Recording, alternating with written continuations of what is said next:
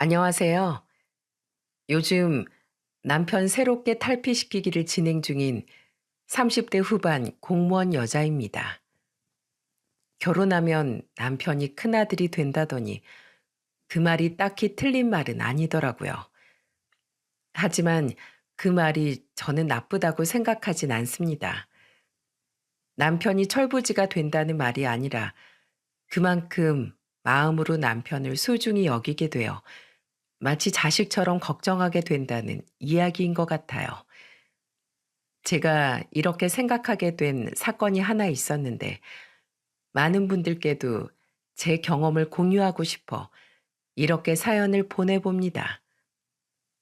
저는 공무원이셨던 부모님 아래에서 평범한 맏딸로 나고 자랐어요.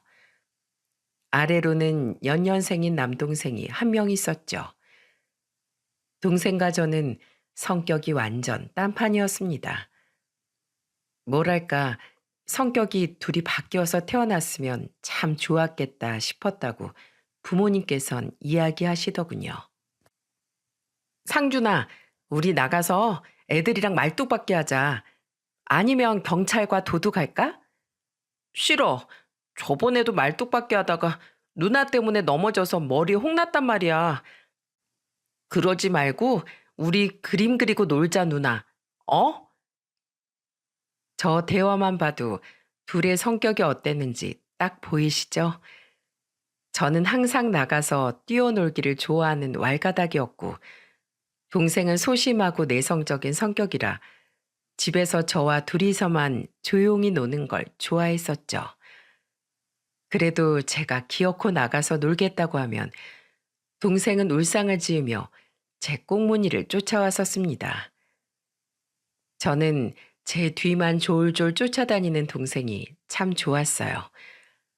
그래서 종종 밖에 나가지 않고 동생과 함께 동생이 좋아하는 그림을 그리기도 했고 비디오를 빌려와 만화 영화를 보기도 했습니다. 동생이 좋아하는 모습을 보고 싶었거든요. 우리 자식들은 어쩜 이렇게 둘이 서로 우애가 좋을까? 이 엄마랑 아빠는 우리 정연이 덕에 걱정 하나 안 하고 밖에서 일하고 들어온다니까.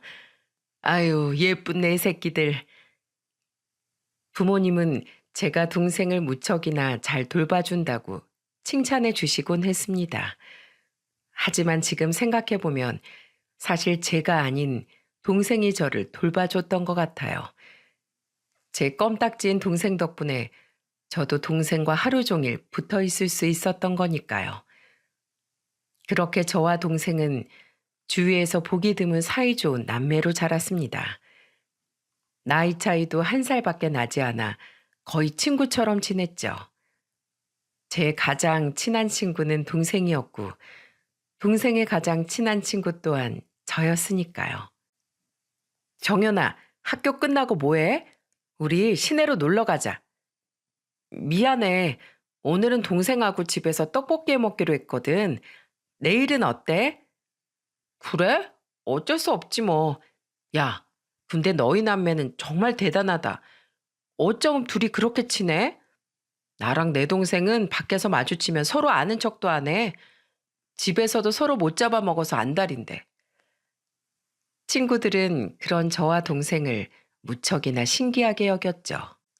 그렇게 전 나이가 들어서 결혼을 하고도 동생과 이렇게 친하게 지낼 수 있을 줄 알았습니다. 하지만 동생과의 행복한 시간은 너무도 짧았어요. 당시 고1이었던 동생은 디자인과를 가고 싶다며 입시 미술을 준비하고 있었어요. 매번 학원에서 운행하던 봉고 차량을 타고 집과 학원을 오갔었죠. 그날도 여느 때와 같이 집에서 저녁을 먹고 침대에 누워 빈둥거리며 동생이 집에 오기만을 기다리고 있었는데 갑자기 엄마가 제 방문을 다급히 열고 들어오시는 겁니다. 정연아, 얼른 옷 아무거나 입어. 빨리 병원에 가야 해. 병원? 갑자기 무슨 병원? 상준이 타고 오던 학원차에 사고가 나서 상준이 지금 응급실로 실려갔다는구나. 얼른 옷부터 입으라니까. 너무 갑작스러운 소식에 저는 다급히 옷을 입고 부모님을 따라 나섰어요. 나중에 보니 엄마는 슬리퍼조차 짝짝이로 신고 나오셨더군요. 그만큼 마음이 다급하셨던 거겠죠. 동생의 상태는 생각보다 심각했습니다. 머리에 피를 철철 흘리며 누워있던 동생은 다급히 수술실로 옮겨졌고 수술은 6시간이 넘도록 오래 진행되었어요. 우리 착한 상준이한테 왜 이런 일이 일어난 거죠, 여보? 울지 마. 수술은 분명 잘 될 거야. 우리가 힘을 내야 상준이도 수술실에서 힘을 내지. 괜찮아. 다 잘 될 거라고 믿자고. 우리 상준이 어떻게, 엄마? 가뜩이나 애가 겁도 많은데 얼마나 무서웠을까. 나라도 옆에 있어줘야 하는데. 저는 눈물을 그치지 못하고 엉엉 울어댔습니다. 평소 겁도 많고 걱정도 많았던 동생인데 저 무서운 수술실에서 혼자 누워있을 동생을 생각하니 가슴이 미어지더라고요. 그렇게 긴 시간의 대수술 끝에 동생은 숨만 붙은 채로 겨우 수술실 밖으로 나오게 되었어요. 그리고 인공호흡기를 달고 이틀을 더 버티다 결국 영영 눈을 뜨지 못하고 세상을 떠나고야 말았어요. 제 동생의 나이 고작 17에 무척이나 허망하게 말이죠. 3일간 치러진 동생의 장례식엔 동생의 친구들이 아무도 오지 않았더군요. 반장이라 반 대표로 왔다던 남자의 한 명을 제외하고 말이죠. 저는 그애에게 왜 학교 친구들이 아무도 오지 않았냐고 의아하게 물었어요. 저 사실 그게 말이죠, 누나. 그리고 반장의 대답은 제게 큰 충격을 안겨주었습니다. 제가 상상도 하지 못했던 일을 동생은 학교에서 혼자 겪고 있었더군요. 뭐라고? 반 애들한테 따돌림을 당했었어요. 은근한 따돌림이라고 하잖아요. 은따. 그래서 다들 괜히 꺼림칙해서 안 오고 싶어 하더라고요.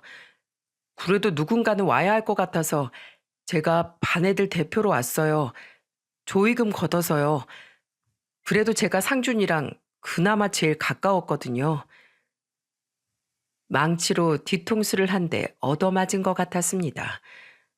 서로 숨기는 거라곤 전혀 없을 거라 생각했던 동생에게 이런 말 못할 사정이 있었다뇨. 서로 여고, 남고로 떨어져서 학교 생활에 대해선 전혀 몰랐었거든요. 어쩐지 제가 학교에 대해 물으면 딱히 할 얘기가 없다고 하더라니 그냥 친구가 몇 없나 싶기만 했지 아예 따돌림을 당했을 거라곤 생각지도 못했습니다. 동생의 반장이 돌아간 후 그 자리에 무너져서 얼마나 울었는지 모릅니다. 가뜩이나 외롭게 세상을 떠난 동생을 떠올리면 눈물이 마르질 않았었는데 동생은 죽을 때뿐만이 아니라 평소에도 외로움과 싸우고 있었던 거예요. 저는 동생의 제일 친한 친구였을 뿐만이 아닌 단 하나뿐인 친구였던 거죠. 그렇게 동생의 죽음은 제게 큰 충격을 남겼습니다. 그리고 동생의 죽음 이후 제 성격은 전에 비해 눈에 띄게 어두워졌어요. 제가 예전처럼 크게 웃고 떠들며 행복하게 살면 쓸쓸하게 세상을 떠난 동생에게 너무도 미안할 것 같았거든요. 동생의 힘듦을 몰라줬던 제 자신이 너무 싫어서 죄책감에 시달렸던 거겠죠. 부모님은 그런 저를 보며 참 많이 걱정을 하셨습니다. 정연이 제가 날이 갈수록 말수가 없어져서 큰일이에요. 꼭 점점 죽은 상준이를 닮아가는 것 같아요. 정연이도 충격이 컸던 게지. 그냥 나도 그렇게 서로 죽고 못 살았으니 정연이 마음속은 상준이를 참아 보내지 못하고 계속 상중인 거겠지. 우리는 그저 지켜봐 줍시다. 동생을 허망하게 떠나보낸 우리 가족은 동생의 부재를 느끼며 하루하루를 힘들게 살아냈습니다. 그래도 시간이 약이라는 옛말이 맞긴 맞는 말이더군요. 성인이 된 저는 늦게나마 정신과 치료를 받으며 마음의 상처를 회복시켜 갔고 어느덧 조금씩 예전 모습을 되찾아가기 시작했죠. 물론 완벽하게 이전으로 돌아가진 못했지만은요. 그렇게 저는 대학을 졸업하고 공무원 시험에 합격해 지방으로 내려가게 되었습니다. 그리고 그곳에서 지금의 남편을 만나게 되었죠. 남편을 처음 만난 건 어느 프랜차이즈 카페였어요. 그곳에서 오랜만에 혼자 커피를 마시며 여유로운 주말을 보내고 있는데 군복을 입은 청년 둘이 계산대 앞에서 땀을 뻘뻘 흘리고 있는 게 아니겠어요? 잠시만요. 야, 큰일 났다. 나 카드에 잔액이 없는데? 아, 뭐야. 나도 돈 없는데. 일단 그냥 나가자. 어쩔 수 없지. 무슨 일인가 싶어 눈여겨보니 아마 휴가를 나온 20대 초반의 군인들 같았는데 가진 돈이 모자라 주문을 취소하려는 듯 보이더군요. 그 모습을 보는데 괜히 제 눈에 동생이 겹쳐 보이는 겁니다. 내 동생도 살아있었으면 저 애들처럼 군대도 갔었겠지? 그럼 난 동생 군부대에 매달 면회를 갔을 거고 동생이 휴가를 나오면 술도 한잔 했었겠지? 그땐 둘 다 성인이었을 거니까. 하지만 채 스물이 되어보지도 못하고 세상을 떠난 동생은 더 이상 군복을 입어볼 수도 저와 술잔을 기울일 수도 없었죠. 괜히 눈시울이 붉어진 전 얼른 마음을 추스르고 그 군인들에게로 다가갔습니다. 저기요, 취소하지 말아요. 커피랑 디저트까지 제가 살게요. 네? 누구신데 저희 대신 돈을 내주신다는 거예요? 그냥 제 동생 같아서 그래요. 저도 남동생이 있거든요. 그리고 나라를 위해서 거의 무급처럼 봉사하는 분들인데 좋은 마음으로 사고 싶어요. 저도 나란이라는 공무원이거든요. 군인들은 신이 나서 귀엽게 입을 해벌쭉 벌리더군요. 아직 20대 초의 어린 애들이었으니까요. 그리곤 그들은 제게 연신 감사하다고 인사를 했습니다. 저는 그들에게 커피와 디저트를 사주고 자리를 정리한 후 카페를 나왔어요. 어차피 슬슬 일어나려고 했었거든요. 그리고 그때 누군가 카페에서 제 뒤를 황급히 따라 나오는 게 아니겠어요? 저기요, 잠시만요. 그 사람은 바로 지금의 제 남편이었습니다. 남편은 시뻘개진 얼굴로 제 눈도 제대로 마주치지 못하면서 손을 벌벌 떨며 자신의 핸드폰을 내밀더군요. 첫눈에 반했다면서요. 처음엔 웬 이상한 놈인가 싶었습니다. 저는 누군가 첫눈에 반할 만큼 특출난 외모도 또 몸매도 가지지 않은 평범한 30살 여자였거든요. 평소였으면 뭐야 하고 거절했겠지만 당시 제 눈엔 남편이 나쁜 사람 같진 않아 보였어요. 거의 울 듯한 표정으로 벌벌벌 떨고 있는 것이 상습적으로 여자 번호를 따고 다니는 사람은 아닌 것 같았거든요. 그래서 호기심이 일어 한번 만나나 보기로 한 거죠. 나중에 알고 보니 남편은 처음 보는 군인들에게 선뜻 제 사비로 친절을 베푸는 모습이 과장 좀 보태서 하늘에서 내려온 천사 같아 보였다고 하네요. 제가 참 살다 보니 별소리를 다 듣게 되더라고요. 저는 제 앞에서 계속해서 진땀을 빼는 남편에게 마음의 문이 스르르 열렸습니다. 사람이 참 진실되어 보였어요. 그래서 저는 남편에게 남동생의 일을 털어놓았습니다. 그런데 웬걸 생판남인 저와 제 동생의 이야기를 들은 남편이 글쎄 눈물을 주르륵 흘리는 게 아니겠어요? 왜 우세요? 네? 아, 죄송해요. 제가 마음이 좀 여려서 어릴 때부터 눈물이 많아가지고요. 그래서 친구들한테 놀림도 많이 받았는데 나이를 먹어도 이게 나아지질 않네요. 저는 그런 남편이 죽은 제 동생과 참 닮았다고 생각했습니다. 소심하고 내성적이지만 마음은 참 착한 그런 사람이요. 저는 남편과 몇 번의 만남을 더 가진 후 1년여의 연애 끝에 웨딩 마치를 올리게 되었어요. 저와 동갑이었던 남편은 첫인상처럼 참 착했고 성실하기도 한 사람이었어요.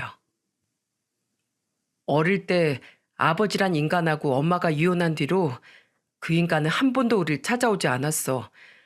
엄마 혼자 식당 일하면서 나랑 내 동생을 힘들게 키우셨지. 그래서 난 결혼하면 내 애들은 꼭 부족함 없이 키우고 싶었어. 또 정말 화목한 가정을 만들고 싶었지. 나 정말 가족을 위해서 열심히 살 거야. 지방이었지만 꽤 규모 있는 건축회사를 다녔던 남편은 제게 다짐했던 대로 아주 열심히 일을 했습니다. 덕분에 빠르게 승진해 금세 대리 직급을 달더군요. 그렇게 세월이 흘렀고 저와 남편은 슬아의 아들 한 명과 딸 한 명을 두게 되었습니다. 저는 시청의 도시계획가로 발령을 받아 순조롭게 근무 중이었고요. 문제는 남편이었어요. 나 이번에 지방 출장 가. 또? 어째 출장은 죄다 당신만 다니는 것 같아. 5년째 만년 대리인데 이렇게라도 열심히 하는 모습을 보여야 빨리 승진하지. 당신한테도 애들한테도 멋진 가장이 되고 싶은데 뭐든 척척 해내는 게 쉽지 않네. 미안해. 별소리를 다 한다. 지금도 충분히 멋진 가장이야. 너무 무리하지 마. 왜인지 남편은 대리를 단 이후로 승진을 도통 하지 못하더군요. 저렇게 잦은 야근에 출장에 회식까지 빠지지 않고 열심히건만 도대체 왜 승진이 되지 않는 건지 의아했죠. 그리고 남편 또한 승진 문제 때문에 스트레스를 과도하게 받는 것 같았어요. 그래서 저는 아이들 어린이집 등하원 문제와 집안일을 모두 도맡았어요. 승진을 위해 새벽같이 나가 밤늦게 들어오는 남편에게 힘든 일을 얹어주고 싶지 않았거든요. 그러던 어느 날이었어요. 그날도 남편은 회사 상사의 비위를 맞추느라 2차까지 술을 떡이 되도록 마시고 들어와 씻고 있었죠. 저는 그런 남편의 옷과 가방을 정리하고 있는데 남편의 가방에서 웬 상품권 봉투가 4개나 나오는 겁니다. 그리고 그 안에 무려 50만 원어치의 백화점 상품권이 각각 들어 있었어요. 도합 200만 원어치의 큰 금액이었죠. 놀란 저는 씻고 나온 남편에게 물었어요. 여보, 이게 다 뭐야? 아, 그거 곧 명절이잖아. 승진 심사도 얼마 안 남았는데 위에 잘 보여야지. 그래서 선물로 하나씩 드리려고. 뭐? 옛날 고리적도 아니고 요즘 세상에 꼭 이렇게까지 해야 돼? 여보는 공무원이라 잘 모르겠지만 회사에서 이렇게는 해야 돼. 회사 라인이 하나뿐이라 윗사람들한테 밑보이면 승진은 힘들다고. 그 외에도 남편은 이젠 회사 회식도 모자라 상사들의 사적인 심부름까지 하더군요. 당신 주말 아침인데 일찍부터 갑자기 어디 가? 아, 차장님이 오늘 골프 약속이 있었는데 갑자기 차가 퍼지셨다지 뭐야. 그래서 골프장까지 좀 태워달라고 하시네. 이따 차장님 골프 끝나고 나서야 집에 돌아올 것 같아. 뭐? 아니 자기 개인적인 일로 당신을 이런 주말 아침 대바람부터 불러낸단 말이야? 운전기사 노릇시키려고? 그래도 이런 일에 나를 찾는다는 건 이번 승진권에 나를 밀어주려고 한다는 거 아니겠어? 다른 사람 부르기 전에 얼른 내가 간다고 했지. 당신은 더 자. 그리고 오늘 애들이랑 놀이공원 가기로 한 거 못 가게 돼서 정말 미안해. 애들한테도 꼭 미안하다고 전해줘. 특히 박 차장이라는 사람은 아주 틈만 나면 제 남편을 불러대더라고요. 자기 출장 가는데 공항까지 좀 태워달라고. 출근 전 새벽에 남편에게 전화를 하질 않나. 자기네 애들 생일 선물을 대신 사달라며 부탁하곤 돈도 안 주고 입을 싹 닥질 않나. 옆에서 보는데 어이가 없더라고요. 속이 부글부글 끓었지만 그래도 남편 나름대로 가족을 위해 최선을 다하고 있는 걸 아는지라 저는 입을 꾹 닫고 지켜만 보았습니다. 제가 남편에게 해줄 수 있는 건 그저 바깥일에만 신경 쓰게끔 집에서 잘 내조하는 일뿐이었죠. 그렇게 남편이 고대하던 승진을 위해 온 힘을 다하고 있던 어느 날이었습니다. 오랜만에 일찍 퇴근한 남편이 제게 주말에 시간을 빼달라고 요청하더군요. 애들은 잠시 친정에 맡기고요. 왜? 무슨 일인데? 놀라지 말고 들어, 여보. 나 이번에 임원들만 가는 워크숍에 초대받았어. 그것도 부부 동반으로 말이야. 그동안에 내 노력이 헛되지 않았던 거야. 이번에 날 승진시키려고 미리 그런 모임에 부른 게 틀림없어. 솔직히 전 별로 내키지 않았어요.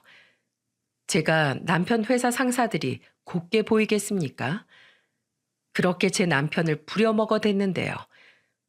하지만 전 남편에게 그런 제 마음을 솔직히 이야기하지 못했습니다. 왜냐하면 남편은 벌써 승진이라도 된 것처럼 아주 들떠 있었거든요. 저는 어쩔 수 없이 한숨을 쉬고 알겠노라고 대답했죠. 제 생각엔 자신들의 시중을 들게 하려고 남편과 저를 부른 것 같았지만 어쩌겠습니까? 저는 남편을 위해 어느 정도의 수모는 각오를 한 채 남편과 워크숍에 참여를 했죠. 모임엔 남편 회사의 과장과 차장, 부장과 상무부부가 저희와 함께 했더라고요.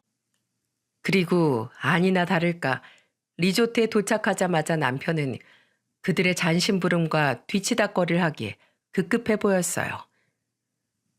김대리 뭐하나? 여기 부장 사모님 술잔이 비었잖아. 김대리 여기 고기 떨어졌어. 얼른 굽고 있지 않고 뭐해?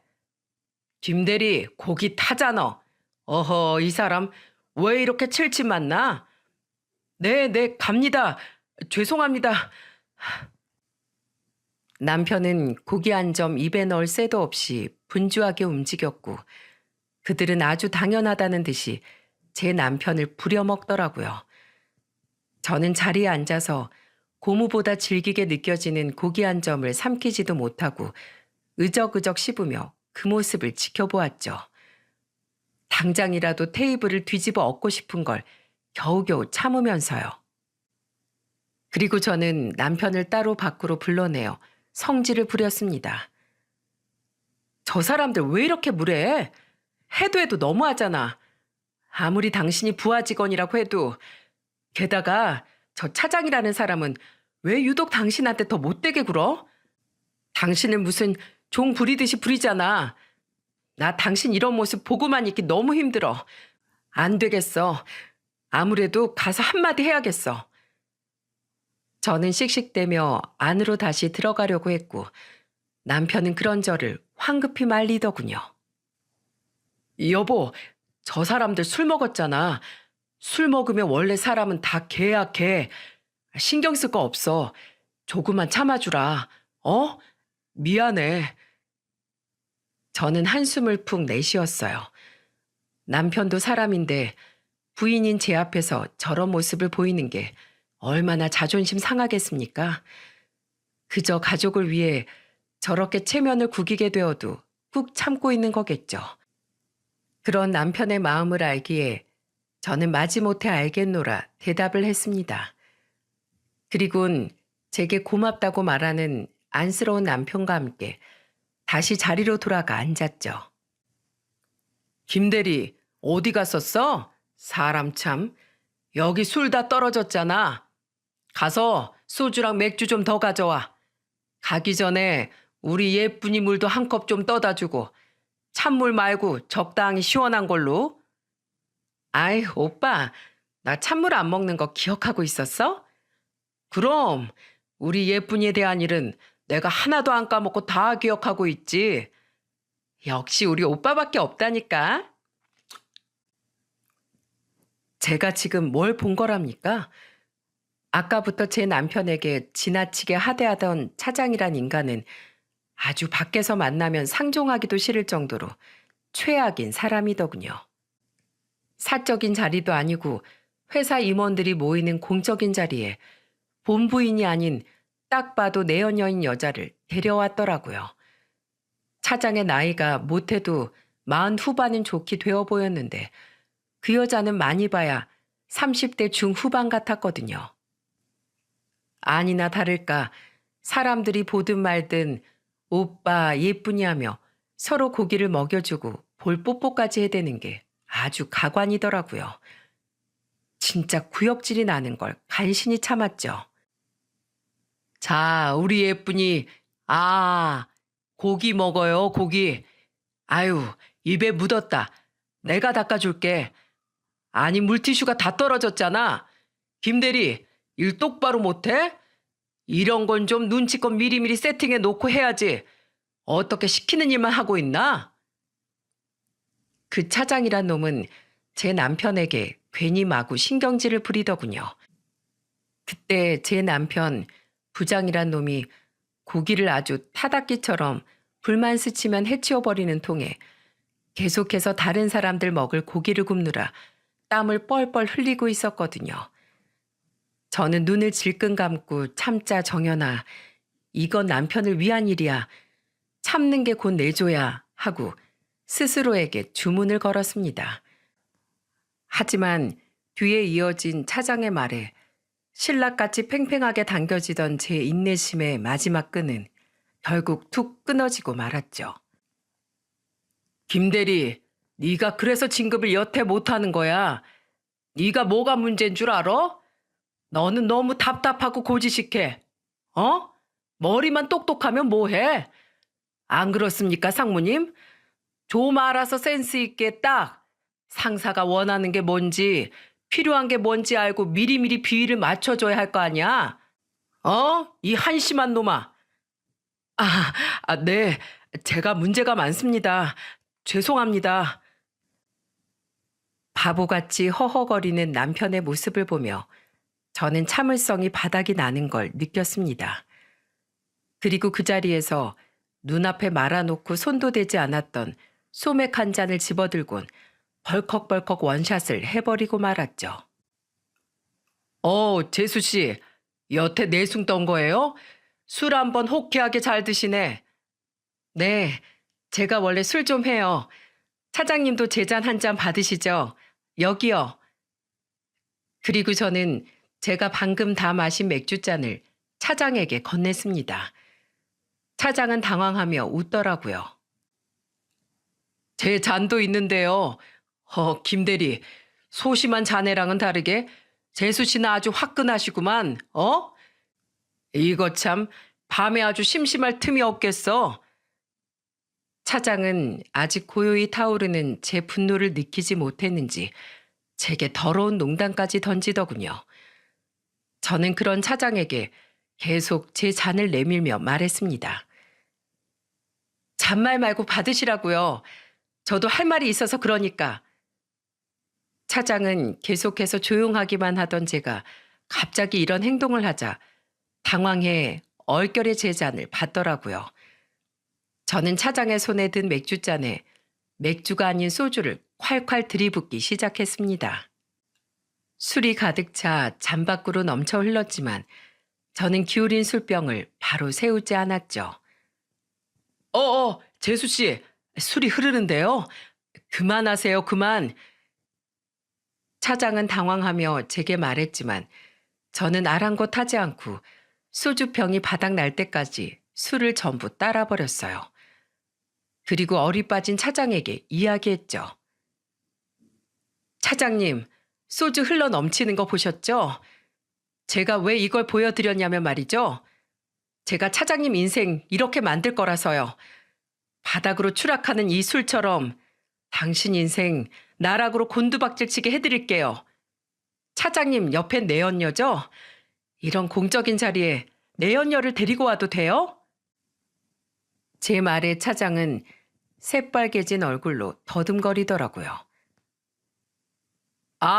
얘는 그냥 아는 제 여동생인데, 아, 아는 여동생한테 하고 고기 처먹여주고 볼에 뽀뽀 받고 예쁘니 자기하고 그러세요? 그럼 저 여자 얘기 부인한테 제가 다 이야기해도 되겠네요? 그것이? 차장이 아무 말 못하는 걸 보니 역시나 내연녀가 맞는 것 같더군요. 더러웠어요.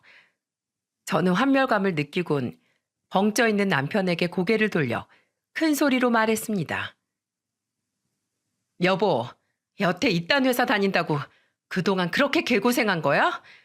저런 놈 아래서 일하면서 무시당하고 있었던 거냐고. 내가 창피하다 창피해. 내 남편부터 내가 개조시켜야겠네. 거침없는 저의 발언에 순간 자리가 고요해지더군요. 무거운 정적이 자리를 휩쓸고 지나갔죠.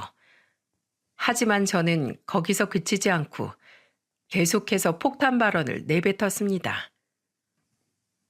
아까 얘기하는 거 들어보니까 이 회사 문제가 많네. 교묘하게 불법 건축물 설계하고 불법으로 건축물 용도 변경 유도하고 불법 하도급에 불법으로 주차장 부지까지 개발하셨어요? 아주 회사 자체가 불법으로 도배가 되어 있네. 기업 자체가 과태료 자판기겠어. 저 누군지 모르시죠? 제 남편이 얘기 안 했겠죠. 그죠? 뭐 굳이 하찮게 여기던 부하 직원 아내까지 궁금해했으려고요. 그리고 제가 제 정체를 이야기하자 자리에 있던 사람들, 특히 남편 상사의 얼굴들이 하얗게 질리기 시작했습니다. 턱이 빠지도록 입을 떡 벌린 채로요. 저 공무원이에요. 시청 도시계획과에서 일하는. 무슨 말인지 아시겠어요? 댁들처럼 공기가 눈피해서 불법으로 일하는 회사 단속하는 일하는 사람이라고요. 다시 말해서 댁들 엿되신 거예요. 어디서 겁도 없이 법을 뭉텅이로 어기고 그걸 자랑스럽게 떠들고 다녀요. 내가 내 남편 무시한 대가 톡톡히 치르게 해드릴게요. 거기 사장님 이름이 김종영이죠? 제가 먼저 사장님부터 만나 뵐게요. 재수 씨, 저희 말 좀 들어보세요. 저희가 술에 취해서 그냥 아무 말이나 막 한 거예요. 편법을 부렸다가 아니라 편법을 부리고 싶다. 이 말이죠. 네? 그래요, 재수 씨. 일단 진정 좀 하시고 오늘 저희가 김대리 과장 만들어주려고 마련한 자리였는데 술에 취해서 좀 말이 과했나 봐요. 노여움 푸세요. 저 지금 진정하고 있어요. 제 성질대로였으면 저 고기 집게로 차장님 얼굴 먼저 불판에 지져버렸을 텐데 참고 있잖아요. 그리고 차장님, 아니 박 차장, 당신은 특히 더 각오해. 내가 당신 정말 가만두지 않을 거야. 당신들 오늘 제대로 실수한 거야. 감히 하늘 같은 내 남편을 개처럼 부려? 여보, 가자. 이따위 회사 당장 때려치워. 아니다. 때려치우지 마. 내가 당신 말고 이 사람들 싹 다 그만두게 해줄게. 뭐해? 나와. 가자니까. 재수 씨, 김 대리, 재수 씨 좀 말려봐. 그들은 다급히 저를 붙잡더군요. 그러거나 말거나 저는 남편을 끌고 그 자리를 박차고 나와 차에 탔습니다. 그리고 술을 한 잔도 마시지 않은 남편에게 당장 운전대 잡고 출발하라고 말했죠. 재수 씨! 그들은 보조석에 탄 제 창문을 미친 듯이 두드려댔지만 저는 눈길조차 주지 않았어요. 어찌나 열이 받았던지 콧김이 다 뜨겁게 느껴지더라고요. 뒤도 돌아보지 않고 출발해버린 우리 차를 쫓아오던 차장놈은 술에 취해 다리가 꼬였는지 바닥에 엎어지더군요. 아주 얼굴까지 다 갈렸길 바라며 저는 콧방귀를 흥하고 뛰었습니다. 그리고 집으로 돌아온 저는 남편을 붙잡고 한숨을 쉬며 말했어요. 여보, 이 답답한 인간아. 여태 저놈들한테 이런 취급받으면서 회사에서 버틴 거야? 왜 이렇게 참고 살았어? 어? 그깟 승진이 대체 다 뭐라고? 남편은 잔뜩 풀이 죽어 있더군요. 고개를 푹 숙인 남편은 제게 울먹이며 말했어요. 당신도 알잖아. 우리 아파트 대출금도 남았고 애들도 앞으로 크면 교육비니 뭐니 많이 들 텐데 이렇게라도 해야 직급도 올라가고 연봉도 올라가지. 아무리 그래도 이렇게 인간 취급 못 받으면서까지 이럴 건 없었잖아. 근데 여보, 요새 남자들 다 이렇게 살아. 아니, 여자든 남자든 할 것 없이 회사 생활 하는 사람들 다 마찬가지로 위에서 치이고 아래에서 치면서 이렇게 버틴다고. 남편의 다 기어 들어가는 목소리에 저는 열이 뻗쳐 소리를 꽥 지르고 말았어요. 그런 남편이 너무 안쓰러우면서도 참 답답하게 느껴졌거든요. 말도 안 되는 소리 하지 마. 요즘 세상에 다 누가 그렇게 살아? 당신이 떳떳하게 할 일만 제대로 하고 살면 될 일은 어떻게든 되게 돼 있어. 설사 지금 회사처럼 아닌 곳은 그냥 나와버리면 그만이야. 나도 돈 벌잖아. 나한테 힘든 소리 하고 좀 기대면 되지. 왜 그렇게 미련하게 혼자 버텼어?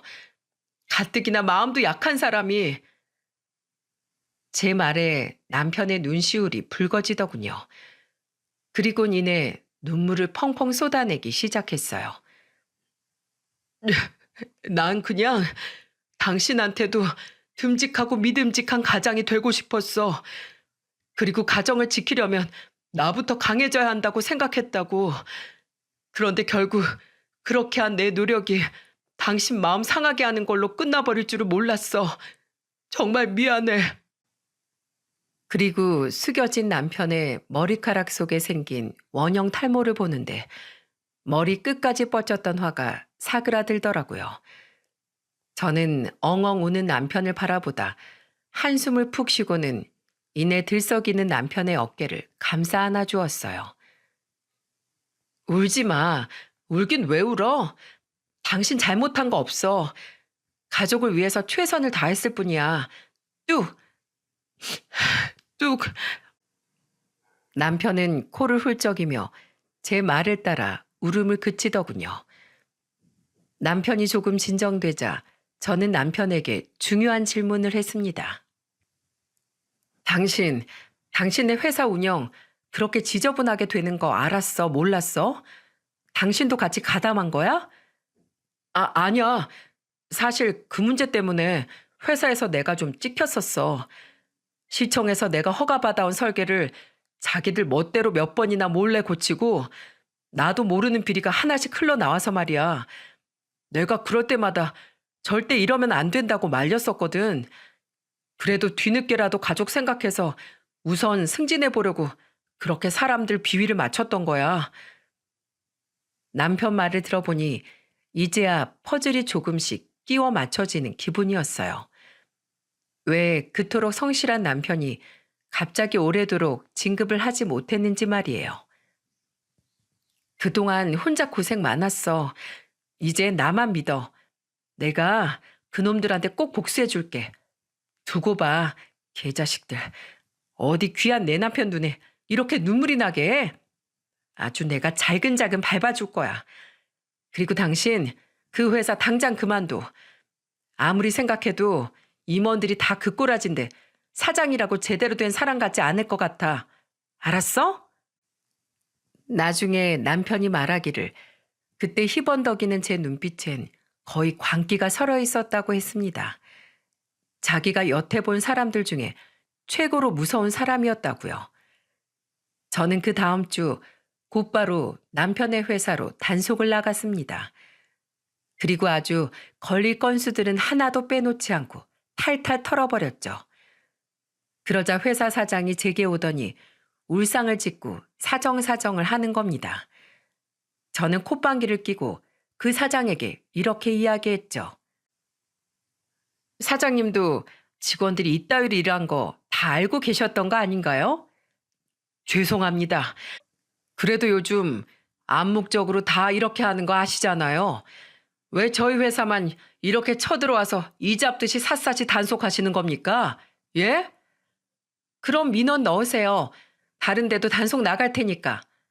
근데 제가 이 회사만 이렇게 이 잡듯이 단속하는 이유는 사장님도 들어서 알고 계시죠? 제 남편 이야기요. 사장은 뜨끔한 표정을 짓더군요. 그리고 이내 나는 몰랐다시게 변명을 시전했습니다. 네, 어제 들었습니다. 그런데 전 직원들이 김 대리에게 그렇게 못되게 군 줄은 맹세코 정말 몰랐습니다. 이번에 처음 한 거예요. 정말입니다. 몰랐다면 단가요?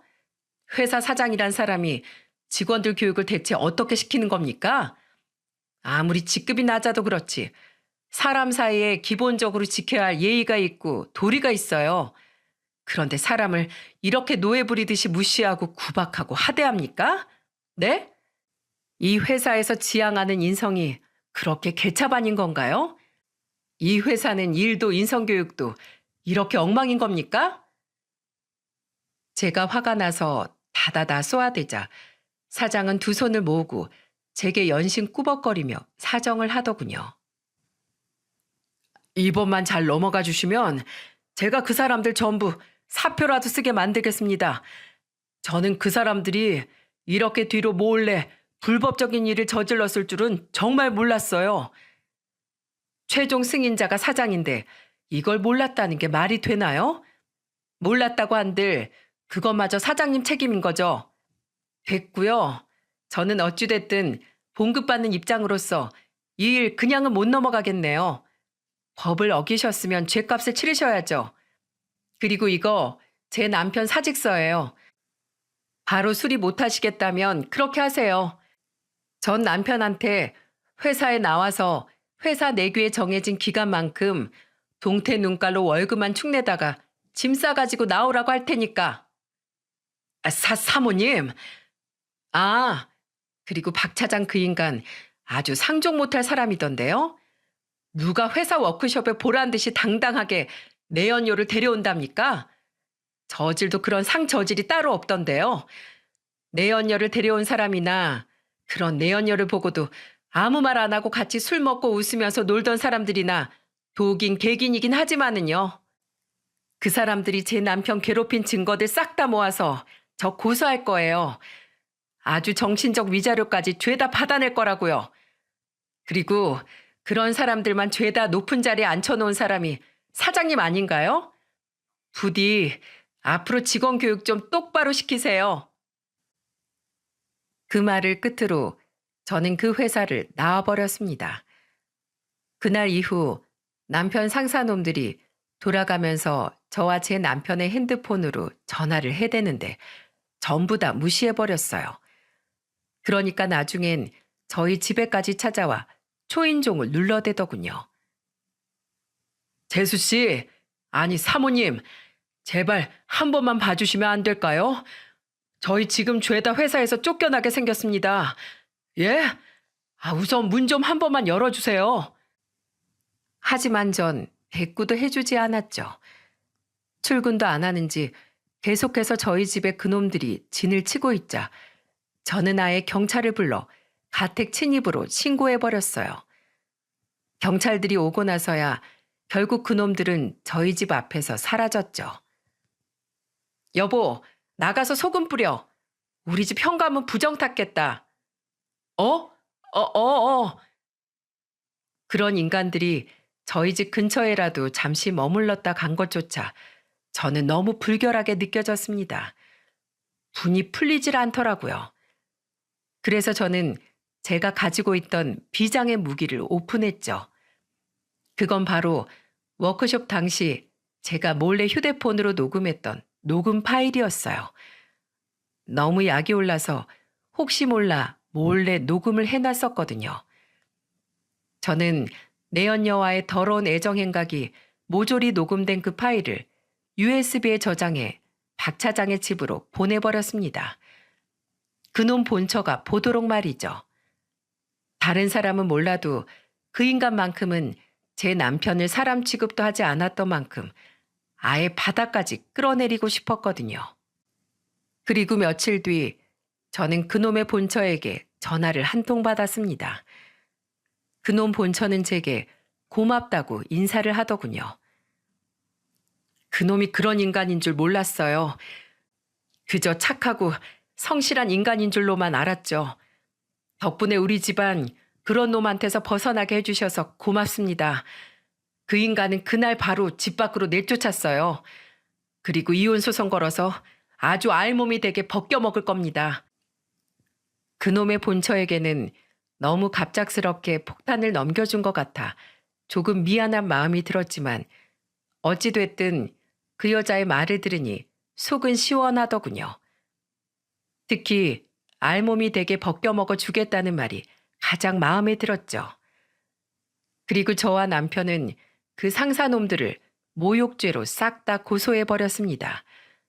남편의 탈모 원인이 스트레스라는 진단서와 제가 가지고 있던 그날의 녹음 파일, 그리고 남편이 평소에 조금씩 모아놨던 갖가지 증거들을 법원에 제출했죠. 그런데 그 증거들 어떻게 다 모아놓을 생각을 했어? 그렇게 당하는 와중에? 혹시 불법적인 일이 걸리면 나한테 덤탱이 씌울까봐 그거 방어하려고 시작한 녹음이야. 그런데 말끝마다 욕설에 사람을 무시하는 발언을 해댔으니까 아이러니하게도 그게 모욕죄 고소할 때 증거가 된 거지. 어쨌든 잘했다 내 남편. 마냥 호구는 아니었네 그래도. 그렇게 소송을 이어가던 중 저는 남편 전 회사의 사장에게서 전화를 받게 되었어요.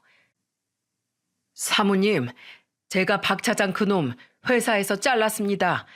다른 사람들도 다 한 직급씩 강등시켰고요. 사모님, 원만한 선에서 어떻게 합의가 안 될까요? 이제 제발 좀 봐주시면 안 되겠습니까? 지금 저희가 연관된 고객사 건축물들까지 죄다 단속이 떠서 저희가 고소당하게 생겼어요.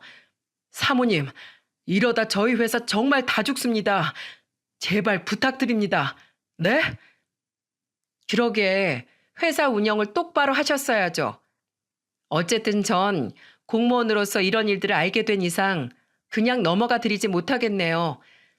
그냥 다 직원 교육 잘못시킨 사장님 업보려니 하세요.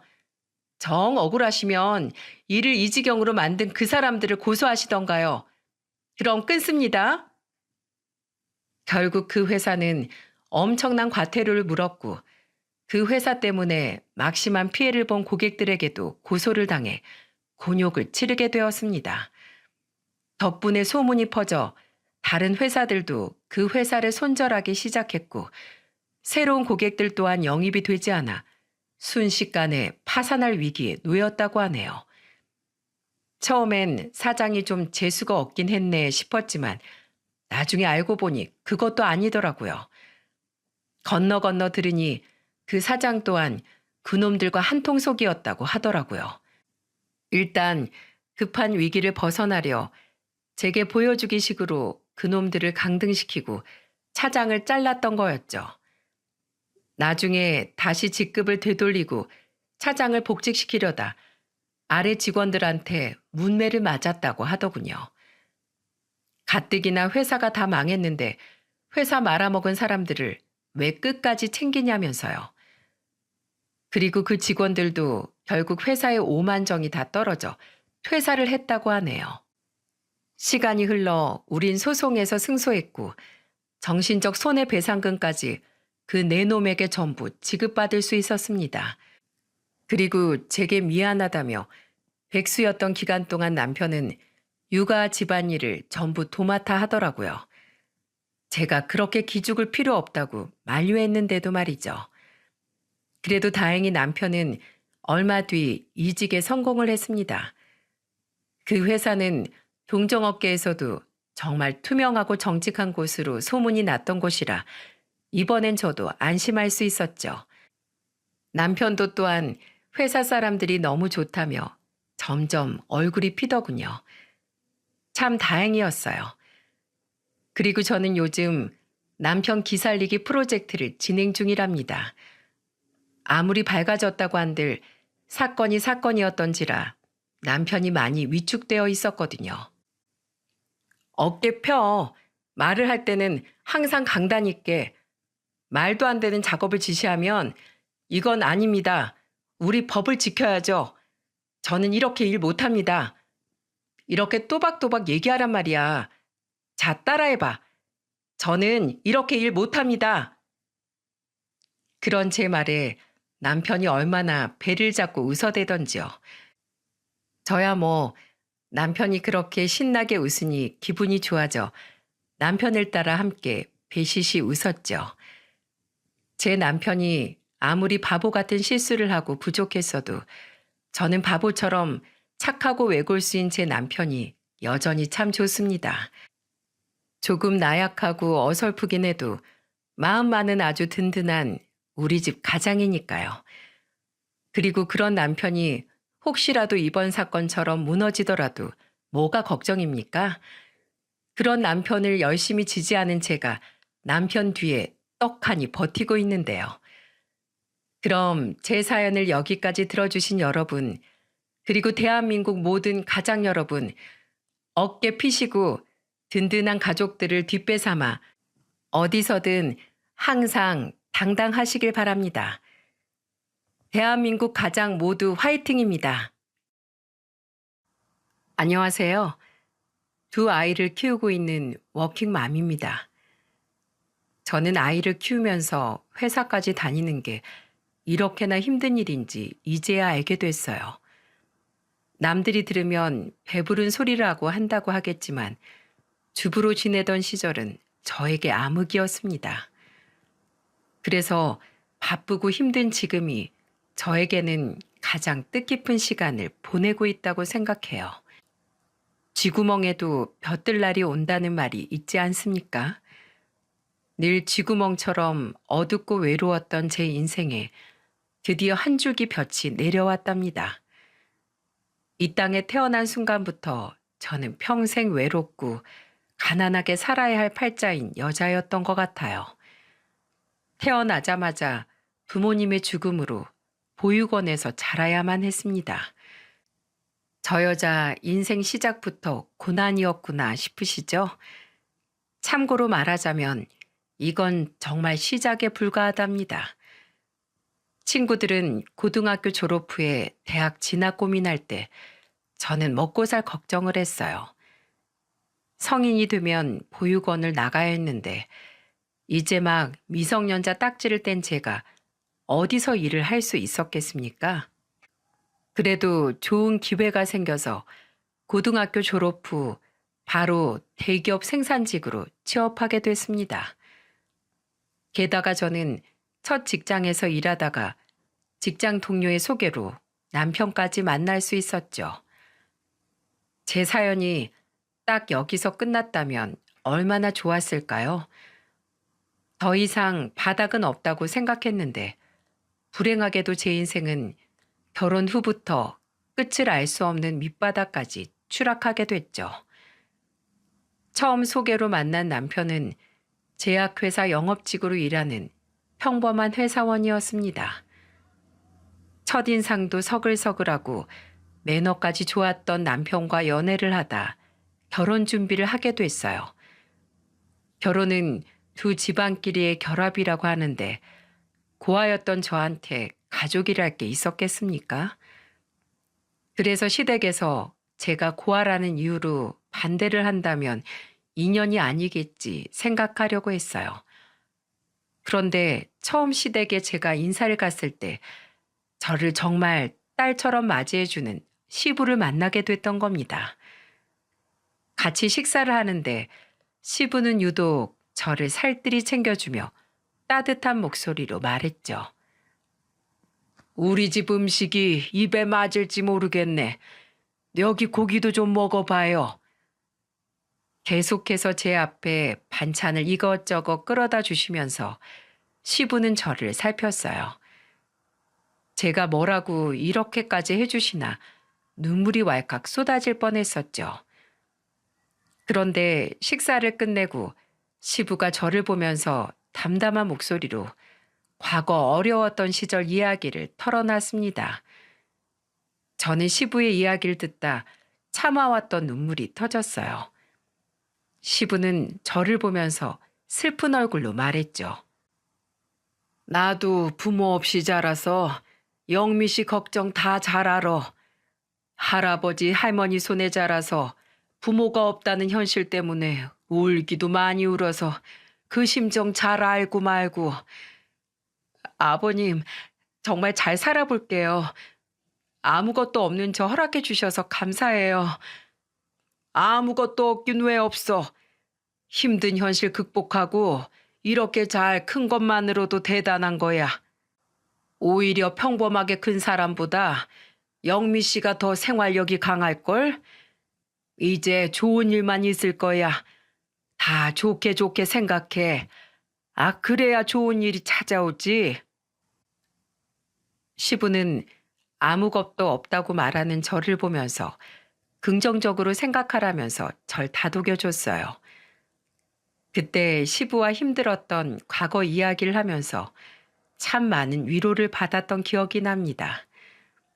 하지만 저를 위로하면서 반겨주는 시부와 달리 시모는 까탈스럽기만 했어요. 남편이 워낙 저와 결혼하겠다는 의지가 확고했던 터라 시모는 반대하진 않았죠.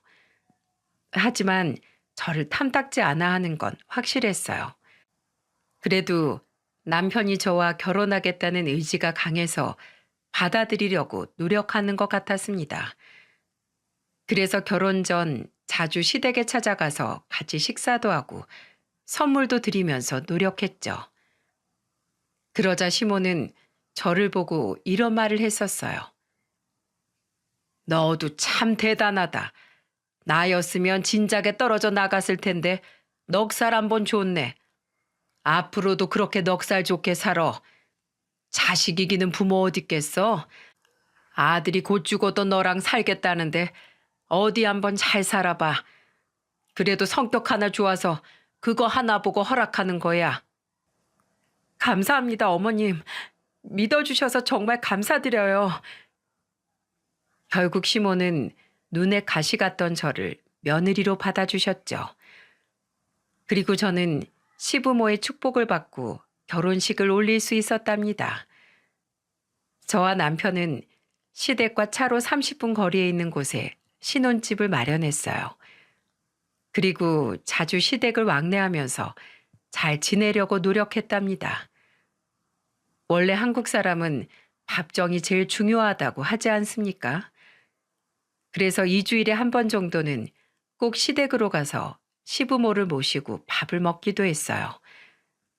그 당시 시부가 경비원으로 일하고 있었고 시모는 시장에서 전가게를 운영하고 있었죠. 그래서 종종 도시락을 싸서 시부를 찾아가 같이 대화를 하며 밥을 먹기도 했답니다. 시부는 제가 도시락을 들고 가면 기쁜 목소리로 이렇게 말했어요. 내 평생 딸한테도 못 받아본 도시락을 며느리한테 다 받아보네. 우리 딸이 며느리 반만 닮았어도 내가 입만 열면 딸 자랑하고 다녔을 텐데. 아유. 시부는 종종 아가씨 얘기를 제게 털어놓으면서 한탄 섞인 말을 했었죠. 아가씨가 시모보다 2배는 더 까다로운 성격이었거든요. 오죽하면 시부가 저런 한탄을 며느리한테까지 했겠습니까? 게다가 시모도 서글서글한 성격은 아니라 시부는 집만 가면 고래 싸움에 새우등 터질 것 같다는 말을 자주 하기도 했어요. 그래서 저라도 시부에게 말동무가 되어주고 싶어서 시간이 나면 자주 찾아갔었습니다. 그런데 아가씨는 그런 제가 못마땅했는지 한 번은 시댁에 온 저를 보고 죽일 듯이 노려보며 이런 말을 하더군요. 새언니는 시간이 남아 돌아요? 왜 맨날 도시락 들고 우리 아빠 찾아가서 날 곤란하게 만들어요? 내가 곤란하게 만들다뇨. 저는 그냥 아버님이 식사 잘 못 챙기실까 봐 가는 거예요. 그런 행동이 날 곤란하게 만든다고요. 딸도 안 하는 걸 며느리가 하니까 아빠가 요즘 나랑 새언니를 비교하잖아요. 솔직히 나 정도 되는 애가 새언니 같은 사람이랑 같은 선에서 비교당한다는 게 말이 된다고 생각해요? 아가씨는 시부가 자기를 저랑 비교하는 게 마음에 안 든다면서 화를 냈어요. 그 소리를 듣는데 어처구니가 없었습니다. 그 당시 아가씨는 백수라서 저보다 시간도 많았거든요. 그런데 제가 쉬는 날 시부를 챙기니까 그게 마음에 안 들었던 겁니다. 아가씨의 말에 어이가 없어서 저는 참다 못해 한마디 했습니다. 저 같은 사람이랑 비교되는 게 싫으면 아가씨가 고쳐나가면 되잖아요. 솔직히 서른에 일도 안 하고 부모님께 용돈 받으면서 살면 감사해서라도 한 번은 가볼 수 있는 거 아니에요? 지금 고아 주제에 나 가르쳐요? 가족 간의 정을 뭘 안다고 날 가르쳐요? 새언니가 아무리 그렇게 해도 나 우리 아빠 딸이에요. 팔은 안으로 굽는 거 몰라요? 하긴 가족이 있어 봤어야 팔이 안으로 굽는 것도 알죠? 제가 한마디 하자 아가씨는 뜬금없이 화를 내기 시작했어요. 그러면서 고아 주제라면서 저를 무시하는데 화가 나서 참을 수가 없었죠. 그때 남편이 아가씨가 냅다 큰 소리를 치는 걸 듣고 얼른 제가 있는 쪽으로 와서 아가씨한테 버럭 화를 내며 소리쳤답니다. 너 새언니한테 그게 무슨 말버릇이야? 새언니가 뭐 틀린 말 했어? 밖에 나가서 너랑 동갑인 애들 어떻게 사는지 좀 봐봐. 서른의 백수면 일자리 구할 생각을 해야지. 아무 생각 없이 용돈만 받아 쓰고 있잖아. 내가 당장 아버지한테 네 용돈부터 끊으라고 할 거야. 왜 오빠가 내 용돈 가지고 난리야. 아빠가 준다는데 오빠가 왜 막냐고. 너도 나가서 아르바이트라도 해봐.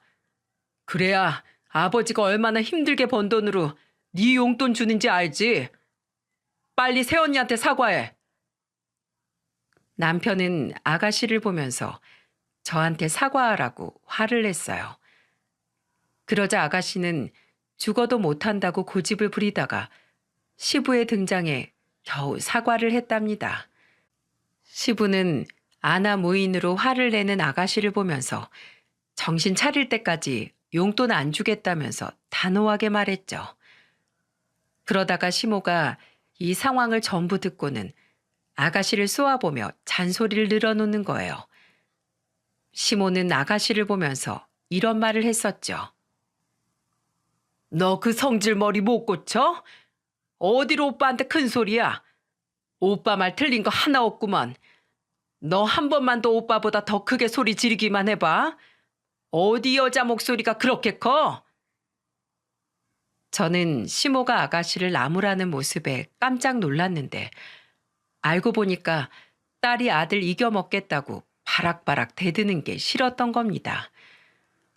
그렇게 아가씨는 울며 겨자 먹기로 아르바이트를 시작해야만 했죠. 신혼초는 남편도 시부도 든든한 제 편을 들어줘서 정말 걱정 없이 지냈어요. 그런데 결혼 후 1년 만에 첫째 아들을 가졌을 때 불행이 닥쳐오기 시작했습니다. 그 무렵 시부가 새벽에 출근하다 뺑소니 사고로 사망한 거예요. 신호 위반을 하고 달리던 차에 치여 그 자리에서 목숨을 잃은 시부의 사망 소식을 저는 믿을 수가 없었죠. 결국 빈소가 차려졌고 그곳에서 저는 아버지를 잃은 딸처럼 울었답니다. 손자 본다고 좋아하셨잖아요. 근데 얼굴도 못 보고 가시면 어떡해요. 이름 아버님이 지어주신다면서요. 전 이제 어떻게 살아요? 임산부가 땅을 치고 오열하니까 주변에 있는 사람들은 제가 걱정됐는지 저를 안아주며 위로해 줬습니다. 시부는 제 임신 소식에 가장 기뻐하면서 이름까지 직접 지어주겠다고 하셨죠. 그래서 시부의 죽음이 정말 믿겨지지 않았습니다. 잠시 뒤 한참을 울다 멍하게 앉아있는 저한테 낯선 중년의 남자가 작은 종이 가방을 건네며 이런 말을 했어요. 이거 며느리 준다고 어제 사뒀던 거예요. 성별이 아들이라면서요. 손자 생겼다고 얼마나 기뻐하면서 자랑했나 몰라요. 뱃속에 아이 가졌을 때 걸음마 신발을 사둬야 건강한 아이 태어난다고 샀는데 전하지도 못하고 갔네요. 저는 시부와 같이 일하던 동료분이 건네준 작은 종이 가방을 열어보고 또다시 목 놓아 울었답니다. 그 종이 가방 안에는 작은 걸음마 신발이 들어있었거든요. 시부가 미리 신발을 사두면 건강한 아이가 태어난다는 미신이 있다는 말을 했었는데 저한테 주려고 미리 사두셨던 거였죠. 그리고 신발 안쪽에는 지훈이라는 쪽지도 같이 들어있었어요. 아이 성별이 나오자마자 신발의 이름까지 알아볼 정도로 좋아하셨는데 살아 계셨다면 얼마나 좋아하셨을까요? 처음으로 저에게 아빠 같은 품을 내어주신 분이라 더 제 슬픔이 깊기만 했습니다. 그 후 시댁 식구들과 슬픔을 나누며 시부 장례가 끝났고 한동안 식구들은 먼저 떠난 시부를 그리워하며 지냈죠. 그러다 제가 첫째 아들을 낳았을 때 잠시나마 시댁에 웃음꽃이 돌았습니다. 집안에 아이가 있으면 분위기가 달라진다고 하잖아요. 그 말처럼 시모는 손자가 귀여워서 어쩔 줄 몰라 하더군요. 하지만 뭐든지 과하면 위험하다는 말이 있지 않습니까? 시모는 먼저 떠난 시부가 이름까지 지어준 아들 지훈이한테 집착을 하기 시작했어요.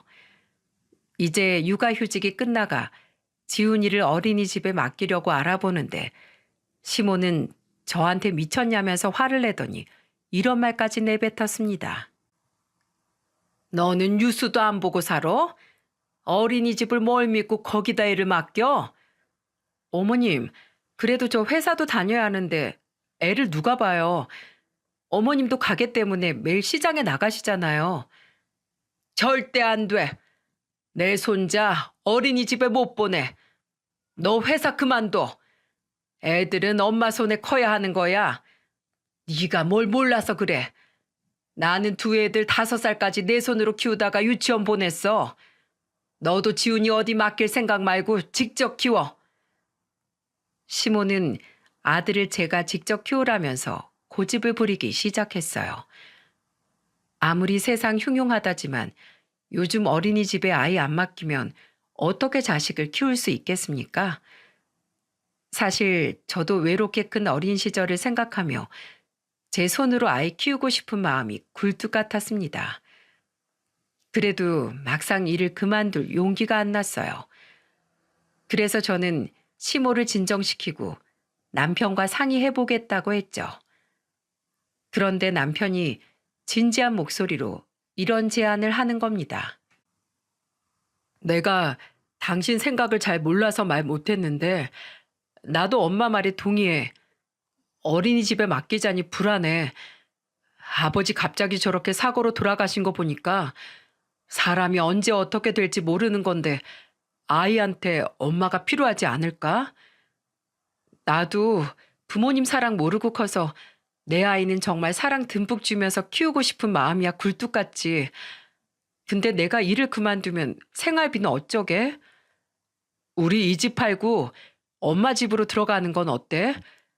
당신도 엄마한테 육아도 배우고 생활비도 줄이고 좋잖아. 아버지 떠나시고 엄마 수면제 드시는 거 알잖아.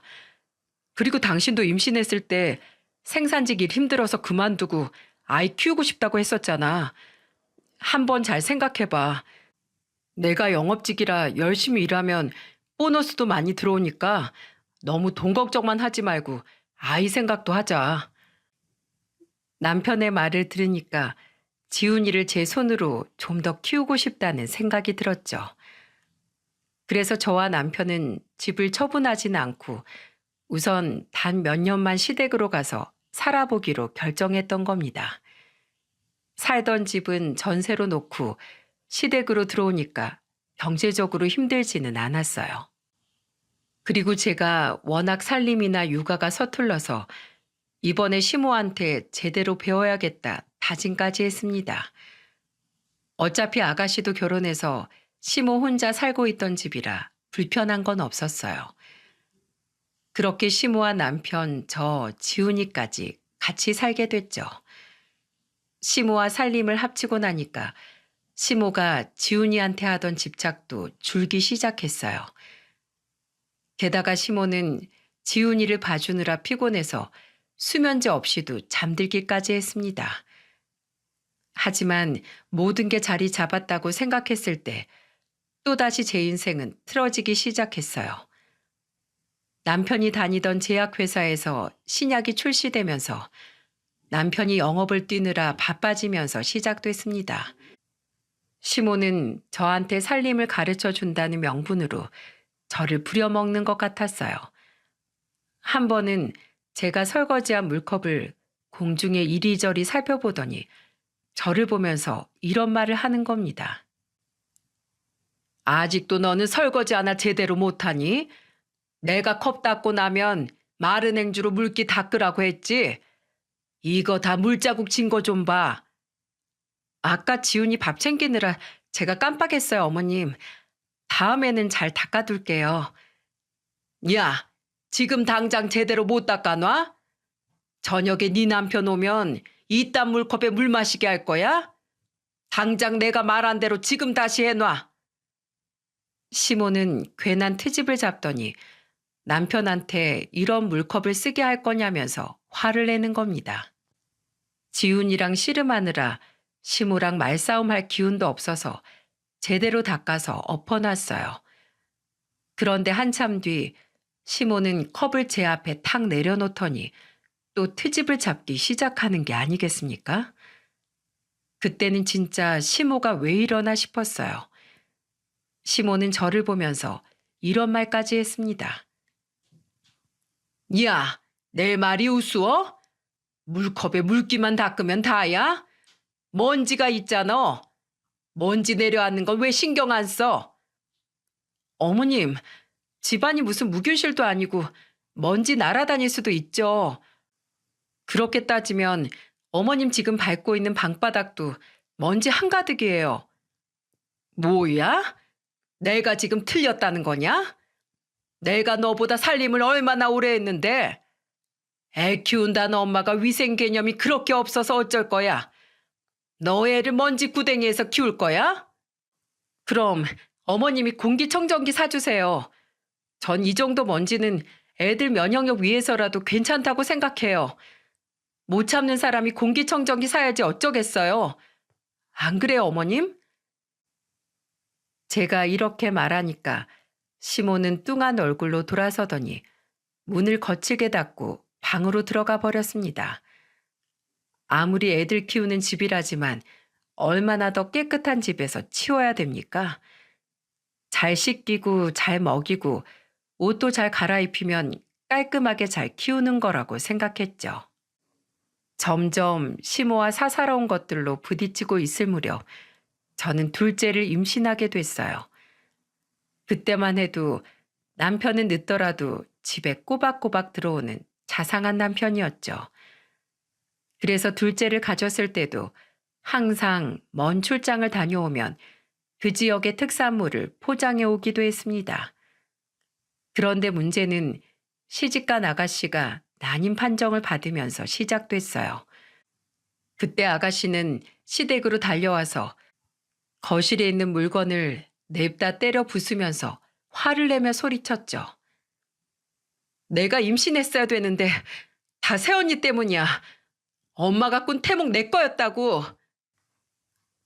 시모가 태몽을 꿨다고 했을 때 아가씨는 자신이 임신한 줄 알고 기뻐했는데 제가 둘째를 임신하자 화가 났던 거예요. 이러다 살림살이 나만 하지 않겠다 싶어서 아가씨를 말렸죠. 그런데 아가씨는 갑자기 제 머리채를 양손으로 쥐어잡고 흔드는 겁니다. 시모는 뭐가 웃긴지 보고만 있고 아가씨를 뜯어낸 건 마침 퇴근하고 온 남편이었죠. 남편은 무슨 일이냐며 자초지종을 물었고 저는 상황을 다 설명해 줬어요. 그러자 남편은 화가 난 목소리로 아가씨를 보며 소리쳤습니다. 너 한 번만 더 이런 짓 하면 다신 너 안 볼 거야. 남편의 말에 아가씨는 한참을 서럽게 울다 집으로 돌아갔어요. 그런데 그때 시모가 비아냥거리면서 이런 말까지 했습니다. 너는 나 몰래 약 먹냐? 무슨 애가 그렇게 순풍순풍 잘도 생겨? 너 당분간 내 딸 눈에 띄지 마. 이게 지금 임신한 며느리한테 할 소리입니까? 저는 그때 첫째 임신 당시 축하해주던 시부 생각이 나 서러워서 하염없이 울었습니다. 그때는 남편도 저한테 미안하다며 잘 달래줬어요. 그런데 배가 점점 불러올수록 계속된 아가씨와 시모의 마찰에 남편도 지쳐갔죠. 하지만 아가씨는 지칠 줄 모르고 임신한 저를 노골적으로 괴롭히고 있었습니다.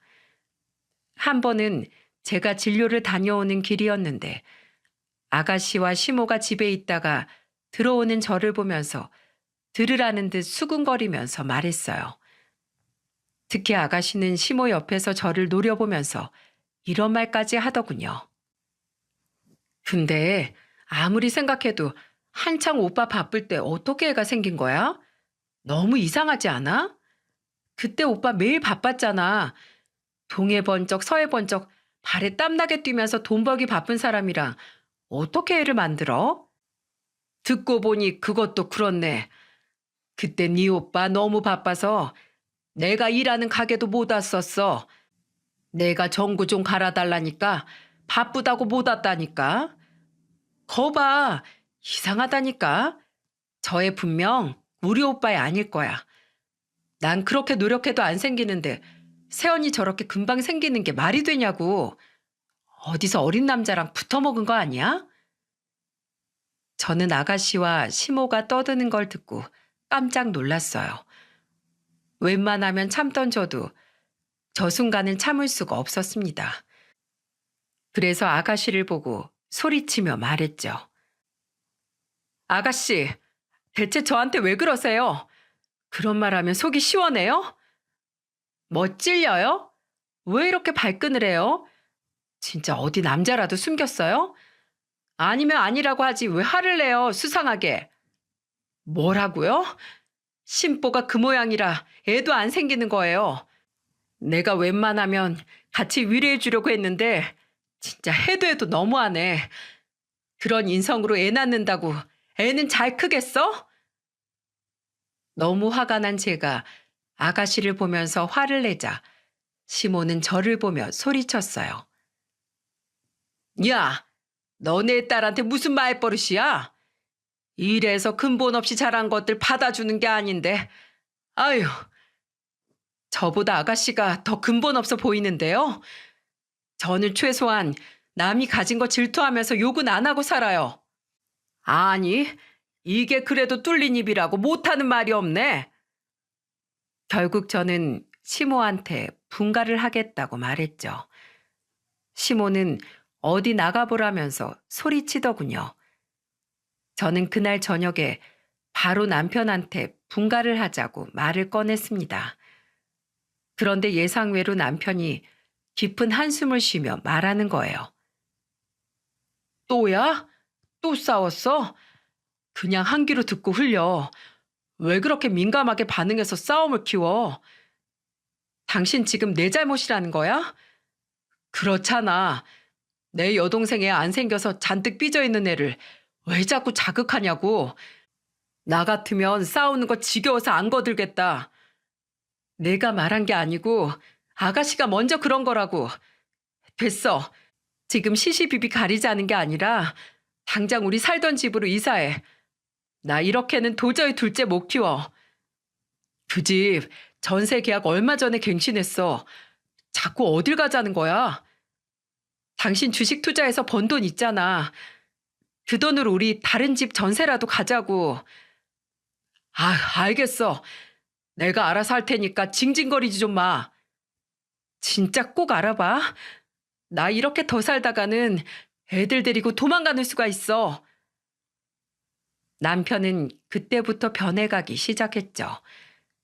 점점 제 탓을 하면서 변해가는 남편 모습에 배신감을 느끼기도 했어요. 그런데 집을 알아본다는 남편은 제가 둘째를 낳을 때까지도 아무런 말이 없었습니다.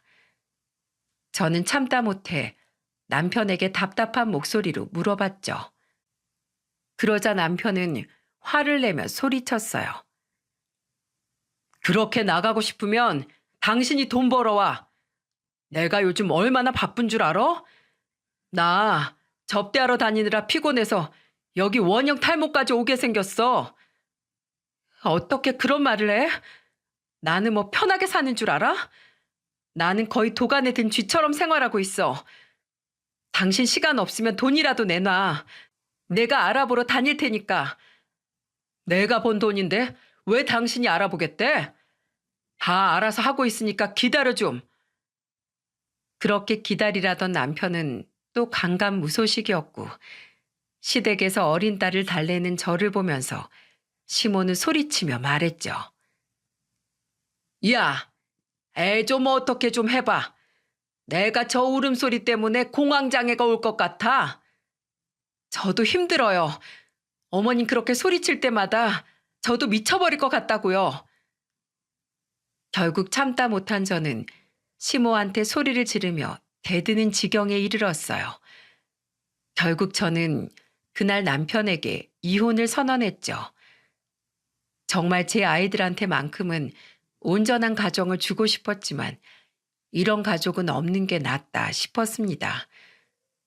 그래서 남편에게 이혼하자고 했더니 답답하다는 듯 이렇게 말하는 거예요. 영업사원 이혼했다고 하면 누가 좋아해? 내 일을 생각해서라도 좀 참아줄 수 없어? 내가 얼마나 더 참아? 이대로는 하루도 못 살아. 당신은 당신 일에 나는 이혼 소송 걸 테니까. 왜 그래? 내가 집 알아봤어. 다 알아보고 있었어. 다음 주에 이사 나가자. 제가 이혼을 하겠다고 하니까 그제야 남편은 주변 평판이 무서워서 이사를 준비하더군요. 진짜 이런 것도 남편이라고 애를 둘이나 낳고 살았으니 얼마나 힘들었겠습니까? 결국 남편과 저는 시모로부터 분가를 했고 이제 정말 다 괜찮을 거라고 생각했어요. 하지만 그때부터 고삐 풀린 망아지처럼 집에 안 들어오기 시작했습니다. 꼭 엄마 잔소리 피해서 노는 어린애처럼 핸드폰도 늘 숨겨두기까지 했죠. 그때가 큰아들이 5살, 둘째가 3살일 때였어요. 매일같이 일 핑계로 외박을 일삼던 남편은 그쯤 되니까 정말 막 나가기 시작했습니다. 제가 한밤중에 전화를 걸면 주변이 시끄럽고 여자 목소리까지 들렸어요. 그러면서 제가 화를 내면 적반하장으로 남편이 이런 말을 하는 거예요. 야, 내가 술을 마시고 싶어서 마셔? 이게 다 일이잖아. 그러니까 네가 우리 엄마랑 좀 잘 지냈으면 어디 뒀나? 내가 이렇게 힘들게 돈 벌었겠냐고. 술이나 깨고 말해. 억지로 마신다는 사람이 술을 그렇게 마셔? 술 냄새 풍기고 들어올 거면 아예 들어오지도 마. 저는 남편 전화를 끊어버리고 현관 비밀번호도 바꿔버렸어요. 애들한테 술 냄새 풍기면서 비틀거리고 들어오는 남편 모습을 보여주고 싶지 않았죠. 그랬더니 새벽에 문을 열라고 현관문에 발길질까지 하는 겁니다. 끝까지 안 열어주고 버티려다가 옆집 항이에 문을 열어줬네요. 문이 열리자 남편은 거실에 쓰러지듯 뻗어버렸습니다. 그런데 남편 가까이 가자 여자 향수 냄새에다가 소매에는 여자 립스틱 자국까지 정말 가관이었어요. 다음날 저는 그날 입었던 남편 와이셔츠 사진을 찍어두고 그대로 버렸습니다.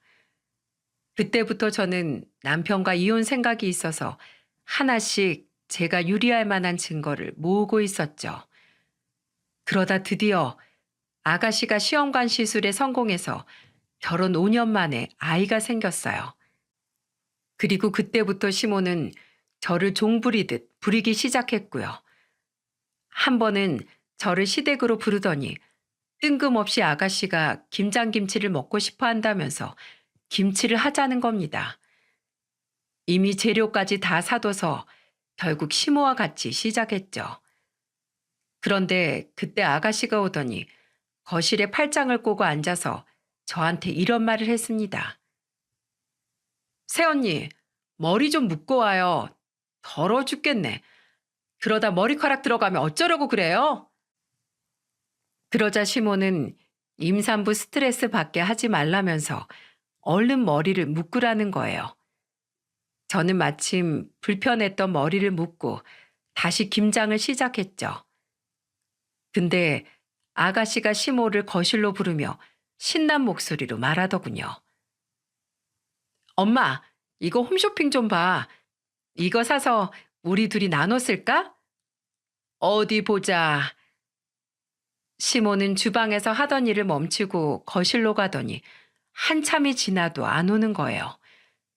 결국 혼자 배추 속을 채우다 시모를 부르며 소리쳤습니다. 어머님, 이거 얼마 안 남았는데 같이 해서 빨리 치워요. 얼마 안 남았으면 혼자 좀 해봐. 뭘 또 사람을 부르고 그래? 둘이 해야 얼마 안 남은 거죠. 얼른 같이 해요, 어머님. 기다려봐 좀. 지금 중요한 거 사고 있잖아. 자꾸 시모는 잠깐 기다려보라는 말만 하고 오지를 않았어요. 결국 배추 속을 혼자 다 넣은 저는 고무장갑을 벗어던지고 거실로 가서 소리쳤습니다. 어머님, 김치통에 담는 거 혼자 하세요. 저는 애들 데리러 가야 해서 이만 가볼게요. 야, 저걸 나 혼자 어떻게 해? 뒷정리까지 하고 가. 됐어요. 우리 집 식구들 먹을 거 챙겼으니까 저는 갈게요. 둘이서 뒷정리 하세요. 저는 끝까지 뒷정리를 하고 가라는 시모 말에 아랑곳도 안 하고 집으로 갔습니다. 그런데 그날 저녁에 무슨 일이 있었는 줄 아십니까? 글쎄 남편 놈이 웬일로 일찍 왔나 했더니 오자마자 제 뺨을 치면서 소리쳤어요. 우리 엄마 손목도 약한데 김장을 담그다 집에 와버리는 게 말이 되냐? 너 며느리 아니야? 내가 며느리지 노예야? 김장 거의 나 혼자 다 했어. 힘들어도 내가 더 힘들다고. 근데 지금 왜 나를 쳐? 여보, 다 각오하고 결혼한 거 아니었어? 당신 같은 고아 조금만 예뻐해주면 충성을 다한다며? 우리 아버지 살아계실 때는 그렇게 잘하더니 이제는 그럴 맛도 사라졌냐? 내가 너같이 아무것도 없는 년이랑 결혼한 건 평생 우리 집에 충성하고 찍소리도 하지 말라고 납작 엎드려 살라고 한 거라고.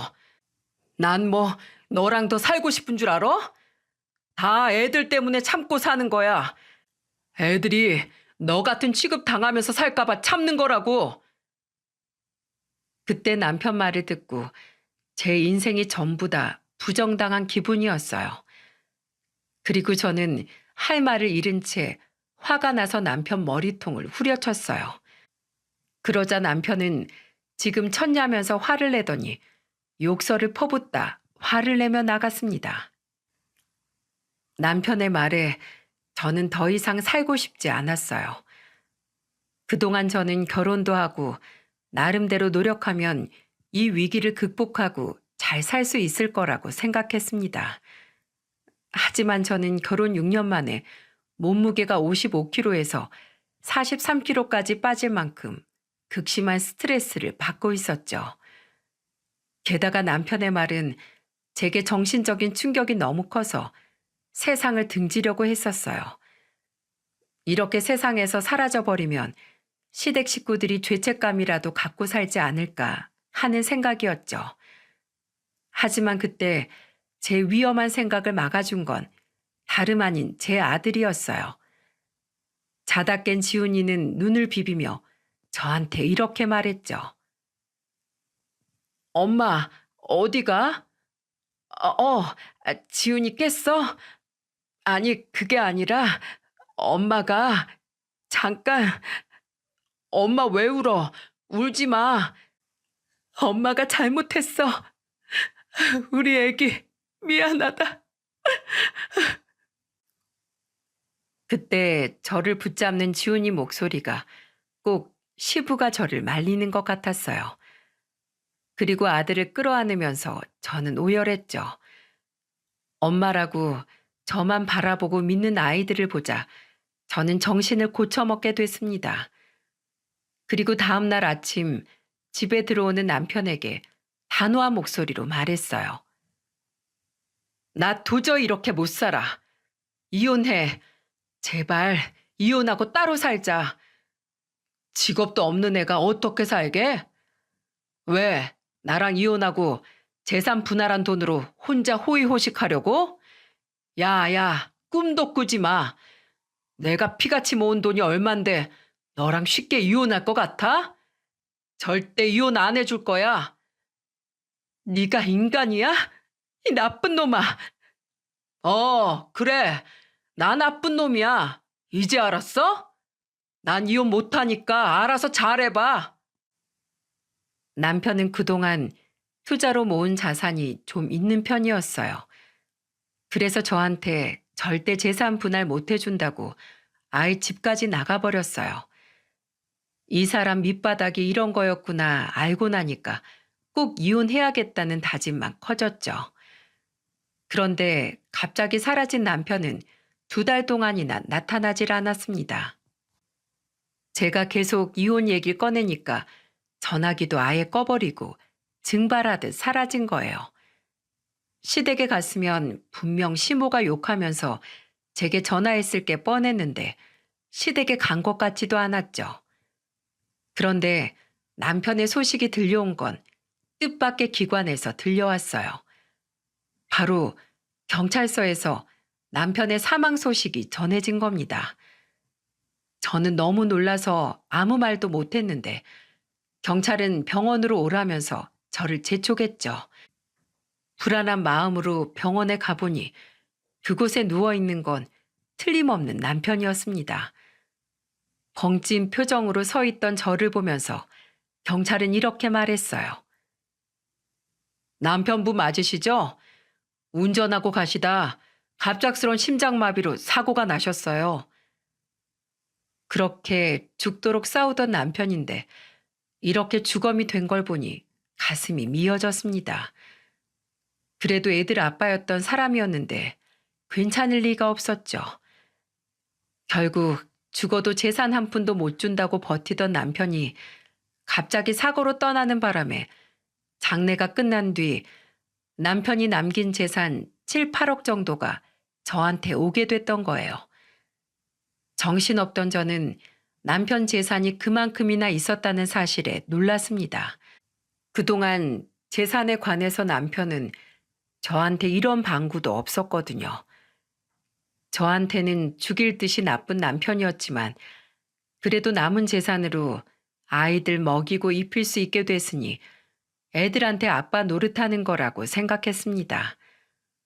그런데 장례가 끝난 후 남편한테 8억여 원 상당의 재산이 있다는 걸 알게 된 시모아 아가씨는 남편 재산을 가로채려고 했어요. 아무리 생전에 이혼으로 자주 다퉜어도 법적 혼인관계는 저뿐이지 않겠습니까? 그런데도 시모는 허구한 날 저를 쫓아와 노발대발 화를 내며 말했어요. 야, 너 내 아들 돈 안 내나? 너랑은 피 한 방울도 안 섞였어. 내 아들이라고. 어차피 너 이혼하려고 했었잖아. 아파트로 찾아와서 현관문을 발길질하면서 시모는 고함을 쳤습니다. 그때 저는 문도 안 열고 인터폰을 켜서 시모한테 어이가 없다는 듯 말했죠. 죽어도 이혼 못하겠다고 했던 사람은 어머님 아들이에요. 억울하면 저 세상 간 아들한테 이혼하고 가라고 하세요. 제가 이렇게 말하고 끊어버리니까 시모는 더 약이 올라서 악을 쓰면서 문 앞을 버티고 있는 거예요. 그래서 결국 경찰까지 불러서 시모를 끌어냈습니다. 그랬더니 다음 날부터 아파트 입구에 어떤 광경이 펼쳐졌는 줄 아십니까? 아가씨랑 둘이 피켓까지 만들어 와서 저를 재산 뺏어간 못된 여자라며 욕하고 있는 거예요. 한동안 대낮만 되면 와서 난동을 부리는 모녀 때문에 경찰을 안 불렀던 날이 없었죠. 결국 저는 살고 있던 아파트를 급매로 부동산에 내놓았습니다. 시모랑 아가씨 때문에 동네 창피해서 살 수가 없었거든요. 저는 미리 아이들과 이사갈 집을 알아봤고 거기로 티가 안 나게 미리 짐을 조금씩 옮겼답니다. 매번 대낮에 오니까 저는 밤만 되면 내 집인데도 불구하고 쥐새끼처럼 짐을 옮겼어요. 이게 다 뭐 하는 짓인가 싶어서 어이가 없더라고요. 결국 모든 짐을 옮긴 후 급매로 내놓은 집이 나가자마자 아이들과 떠날 준비를 시작했죠. 제가 아이들과 떠나는 날 낮에는 시모가 확성기까지 들고 찾아와 이렇게 떠들기까지 했다니까요. 집값을 떨어뜨리는 무개념 며느리가 여기 살고 있습니다. 동네 수준 떨어뜨리는 고아 출신 무개념 며느리한테서 억울하게 먼저 떠난 제 아들 재산을 지켜주세요. 그러자 그 얘기를 가만 듣고 있던 한 이웃 주민이 시모를 보며 이런 질문을 했습니다. 대체 어떤 며느리길래 며칠째 와서 이러는 거예요? 며느리가 뭘 했길래 이러세요? 시애미가 김장하고 뒷정리 좀 하랬다고 고무장갑을 던지고 나가버렸어요. 김장을 둘이 했는데 며느리가 뒷정리는 못하겠대요? 아니, 김장은 거의 며느리 혼자 했는데 뒷정리는 하기 싫다고 도망갔다니까요. 뭐요? 김장을 며느리 혼자 해요? 아무리 적게 해도 손 많이 가는 걸 왜 며느리 혼자 시켜요? 그거 말고도 많아요. 남편이 한마디 하면 두마디씩 하는 위아래 없는 며느리였어요. 참나, 요즘 시대가 어느 시대인데 그런 소리를 해요. 아줌마도 참 대단하시네. 누군지 몰라도 그 집 며느리 고생 꽤나 했겠어요. 시끄러우니까 다 치워요 좀. 시모는 뭐가 그렇게 당당한지 관심을 가져준 이웃 주민들이 묻는 말에 전부 사실대로 털어놨어요. 그러자 같이 듣고 있던 동네 사람들은 뭐 저런 시어머니가 다 있냐면서 며느리가 진작 도망 안 간 게 보살 아니냐고 말했죠. 그랬더니 시모는 사람들이 왜 저런 반응인지 이해 못하는 표정을 지었습니다. 구석에서 그 모습을 보는데 시모는 평생 정신 못 차리겠다 싶더군요. 결국 그날 밤 저는 아이들을 데리고 야반 도주하는데 성공했습니다. 아주 질긴 악연을 그제야 끊어버릴 수 있었답니다. 그런데 시모는 제가 동네를 떠났다는 걸 뒤늦게 알고 전화를 수도 없이 해왔어요. 제가 끝까지 안 받으니까 문자 하나가 딱 왔는데 정말 그걸 보고 어이가 없었죠. 도망가면 내가 못 찾을 줄 알고 지구 끝까지 쫓아가서 박살내버릴 거야. 동네 사람들한테 그 망신을 당하고도 정신 못 차린 시모의 협박 문자였답니다. 저는 그래서 답장 하나 보내놓고 차단해버렸어요. 당신이 며느리 무시하고 노예 취급한 죄야. 스토커로 신고해서 콩밥 먹이기 전에 쥐 죽은 듯이 사세요. 이후로 또 한 번 전화 문자가 온다면 이렇게 말로 안 끝나요. 할 수 있는 모든 소송을 걸어서 아주 빈털터를 만들어 줄 테니까 각오해요. 그러자 시모는 겁을 먹은 건지 더 이상 문자를 하지 않았습니다. 시모 번호를 차단하고 가끔 확인하는데 제가 소송으로 응징한다니까 겁을 먹고 포기한 것 같아요. 그렇게 저를 무시하더니 법은 무서웠나 봅니다. 그래서 지금은 겨우 평화를 되찾고 아이들을 키우며 잘 살고 있어요. 이제야 제 인생에 가장 사람답게 사는 시기가 온 것 같다는 생각까지 했죠. 벌써 큰아들은 초등학교를 다니고 있으니 남편이 떠난 지도 참 오래됐네요. 남편이 떠나기 전 가정에 소홀했던 탓인지 아이들은 아빠를 잘 찾지도 않는답니다. 안타깝지만 아이들만 괜찮다면 저도 이제 다 괜찮아요. 제 오랜 꿈 중 하나가 어떤 건 줄 아십니까? 아이들이 학교 유치원에 간 사이에 집안을 싹 치워놓고 저녁으로 찌개를 준비하면서 아이들을 반갑게 맞이해 주는 일이죠. 남들에게는 간단해 보이는 이런 평범한 일상을 저는 이제야 누리고 있습니다. 참 멀리 돌아왔지만 이제는 저도 다정하고 든든한 두 아이의 엄마로 살고 있어요. 얼마 전 같은 동네에서 친하게 지내던 언니한테 들은 소식에 의하면 시모는 결국 하던 가게까지 접었다고 했어요. 알고 보니까 그동안 술 마시고 손님들도 모자라 주변 상인들과도 싸움이 나서 쫓기듯이 떠났던 거예요. 그런데 아가씨는 아이 낳고 시모 거들떠도 안 본다는 거 있죠? 옛날 시부한테 하던 그 성격 어디 가겠습니까? 그것도 얼마 못 가 아가씨는 아이 데리고 별거 한다는 소식까지 들리더군요. 이래서 사람은 마음을 곱게 써야 한다고 하나 봅니다. 아마 이 사연 듣는 분들 중에서도 저처럼 보육원에서 외로운 유년 시절을 보낸 분이 있겠죠?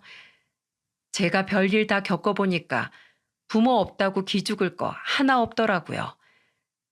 그냥 스스로를 믿고 세상에 한번 부딪혀보며 살아봤으면 좋겠다는 말 하고 싶어서 사연을 쓰게 됐습니다. 결국 남편과 저는 사별한 사이가 됐지만 이혼도 저한테는 큰 도전이었어요. 그러니 여러분들도 용기를 갖고 힘차게 살아가시길 빌겠습니다. 모두 감사드려요.